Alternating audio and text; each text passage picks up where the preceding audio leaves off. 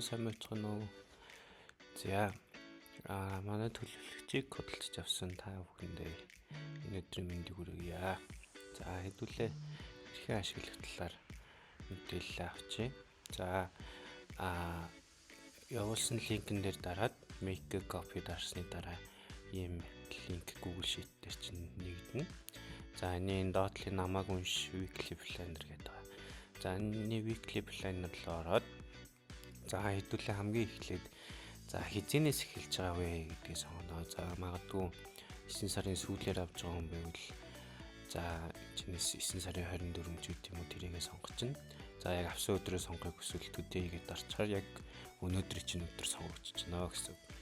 За тэгэхээр энэ дэр за энэ тод цэнхэр маань ерөөдөө 7 хоног чинь хаанаас эхэлж байгаа вэ гэдгийг ингээ гаргаад ирчихнэ гэсэн үг. За хэдүүлээ. За энэ чинь өдрөө сонгоцсон. За энэ чинь календар маань гараад ирнэ. За хамгийн ихний хийх юм маань за өнөөдөр 9 сарын 17 5 гарыг таарж байна. За тэгэхээр за өнөөдрийнхөө би ажлуудаа төлөвлөөд за өглөөний цай бэлдэх. За дасгал хийх ч гэдэг юм уу те. Хичээлээ давтах. За энэ болгоныгоо ингээ хийчих болно гэсэн. За энэ дээр маргаашийнхаа ажлуудыг бас төлөвлөж болно. Ерөнхийдөө 7 хоногор бүх өдрөө ингээ хуваарлаад за тэгээд төлөвлөжүүл бүх юмаа оруулчвал амар дараа нь зөвхөн чеклээд явчихна. За дэлгүүр явах шүү. За дэлгүүр явах, хүнс цуглуулах, утас засуулах ч гэдэг юм уу те. За ингээд нийтдээ нэг өдөрт 15 үйл явдал тэмдэглэх боломжтой. За за хэдүүлээ ингээд бүх өдрүүдээ ингээд жигсаага бичсний дараа за тухайн өдрөө яг гол ажлууд чинь юу вэ гэдгийг хэдүүлээ оруулчихна гэсэн үг. За лавг дээр за миний гол ажил маань за хичээл давтах гэдээ оруулчихъя. За маргаашийн дээр за гол ажлаа хэдүүлээ. За утас асуулах ч гэдэг юм уу те. Энийг ингээ оруулчихна гэсэн. За тэгэхээр энэ маань шууд нүдэн дээр ил харагдаад гол төлөвлөх ажил маань юу вэ гэдэгт хэдүүлээ ингээ хараа явчихна гэсэн. За өнөөдөр би өглөөний цайгаа бэлдчихлээ. За уртлын чек хэлчихлээ. За уртлын чек хэлэхээр за өнөөдрийнхээ нийт ажлын 33% амжуулчихлаа.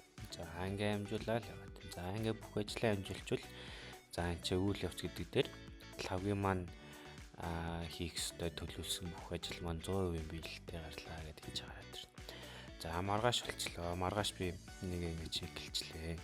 За магадгүй ажиллагаараа ч юм уу дэлгүүрлөө явж амжаагүй л за бүх гаригийн маань буюу маргаашийн төвлөрөх ажил маань ерөнхийдөө 67% биелэлтэй явж байна гэсэн. За энэ дээр энэ хэсгийг та бүхэн харж байгаа. За энэ ч дууссан хүлээж буй нийт. За нийт 3 ажлаас 3-ыг дуусгацсан. За нийт 3 ажлаас 2-ыг дуусгасан 1 дутуу байна гэх мэтэр ингээ явчихна гэсэн. За энэ тэмдэглэл дээр одоо яагаад амжаагүй юм ч гэдэг юм уу яг төлөвлөөгүй зүгээр ингээд ингэж болъё шүү гэсэн юм бас оруулчих болно гэсэн үг шүү. За тэнгуут хэдүүлээ энэ чинь ингээ оруулаад за энэ чинь өөр нэг ерөнхийн нэг 7 хоногор нь том ажлуудаа бас оруулчих болно. За хичээлүүд бэлтгэх гэдэг юм уу те. За хичээлүүд бэлтгэх. За ганцыг оруулсан болохоор 100% гүйцэтгэлтэй. За дахиад хичээл гэдээ оруулаад үзчих хэвдэл. За тэнгуут буцаагаар энэ доотлол маань 50% амжилттай болчихлоо. За энэ нэг дадал зуршлын нэг юм хэсэг байгаа. За энэ дээр маань хэдүүлээ. За дадал зуршил дээр за 5 удас ном унших. За өөр юу гэдэг дасгал хийх гэдэг юм уу те. Өдөр болгон өдөр тутамдаа хийх дадал зуршлуудаа ийшээ оруулаад өгчөж болно. За дасгал хийхээс гадна хэдүүлээд юу гэж хэлт юм. За эмэгтэйчүүд маань яг хийх гэдэг юм уу. За тунгуудаа энийг за хийдэх өдөр ингээд хийсэн бэ. За нийт 7 хоногт өдөр болгон хийх ёстой юмнаас зарим өдөр нь магадгүй хүндэл хэмжээний амжихгүй өнгөрсөн байж болно. За тэнцэнээс хэдүүлээ. За энэ алгасан өдрүүдийг чеклэхгүйгээр хийсэн өдрүүдийг ингээд чеклэнгууд энэ доотлолт гүйцэтгэл гэдэг юм ерөнхийдөө ингээд хувийн нэмэгдээд явчихж байгаа.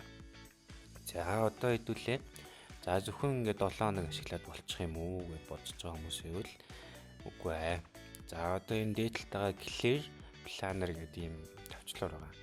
За энэ дээр ингээд дарчхаар за энэ чинь running script гэдэг ингээд ажиллаж байна. За running script маань ингээд ажиллангууд бүгдээрээ байхгүй болчихсон. Шинээр ингээд эхэлчихэж байгаа. Яг шинээр эхэлж байгаа юм шиг юм маань болчихно гэсэн. За тэгсэн чинь хуудсыг цэвэрлж дараах нэрээр архивллаа гинэ. За архив 7 хоногийн эхлэл 9 сарын 17-ны 9 сарын 17-нд эхэлсэн 7 хоногийг архивлцлаа гэсэн. За энэний октээр дараад за энэ доотлийнхаа энэ хэсгийн хамгийн нуртлын all sheets гэдэг энэ дээр дарчхаар за архив гэдэг ингээд саарлаар байж. Та хэд маань ингээд архивлж яваад дараагийнхаа өмнөх 7 хоногудаа ингээд тараа явчих болно гэсэн. Дараа 7 хоног чинээр эхлэхдээ хэдүүлэр ерөнхийдөө ингээд clear planner дараад ингээд яваад гэсэн. За нэг дарцсан учраас за энэ 7 хоногийн архивлахад бүтлгүүтлээ. За ийм нэртэй хуудас аль хэдийн бай.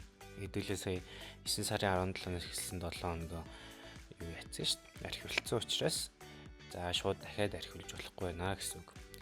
За тэгэхээр хэдүүлээ дараа 7 хоног маань эхлээд өдөр маань одоо за 9 сарын 24-нээс эхлээд хэдүүлээ өмнөдөө бичиж явуулчлаа гэж бодоход за юу маань clear planner дээр дарахаар за энэ ч 9 сарын 24-ний одоо ороод ирнэ төрүүлээж чад. За энэ ч за архивлагдсан гэж тэгж. За тэнгууд энэ ч 9 сарын 24-нд ороод ирнэ гэсэн үг шүү. Тэгэхэд нөгөө clear planner дээр дарахаар та хэд нэг юм алдаа гарч ирсэн. За clear planner-аа дарлаа. За энэ ч running гэж. За энэ ч нэг script гэдэг. За энэ script-ийг хэдүүлээ зөвшөөрөх шаардлагатай. Учир нь нөгөө нэг энэ clear planner гэдэг дээр би код бичсэн байгаа гэсэн үг. За тэр кодыг хэдүүлээ гэж зөвшөөрөөд за тэнгууд энэ ч таны Google хаяг чинь гараад ирнэ. За өөрийнхөө Google хаяг дээр дараад за энэ ч нэг advanced гэдэг дээр дараад за энэ go to planner clear bottom failure энэ дээр ингээд дарчнаа гэсэн. За ингээд доошоо гүйлгээд хэдүүлээ үргэлжлүүлэх буюу continue дарчна. Ингээл орчихно шүү. За одоо хэдүүлээ за юу ч хамаагүй ингэж бичиж үзээд clear planner-аа дараад үзье. За ангингууд ингээ хадгалагдчихна гэсэн үг. За энэ доор ингээ ороод ирэх шүү. За энэ нөгөө би зарим гадаад хүмүүст өөр сайтаар зардаг учраас англи дээр нь тайлбарлажлаа. Монгол дээр маань нөгөө энэ зөвшөөрлөх хуудас байлгажийн дарцсан учраас дахиж гарч ирэх боломжгүй болчиход байгаа. За баярлалаа. Асуух зүйл байвал Instagram руу мессежчээд асууж болно шүү.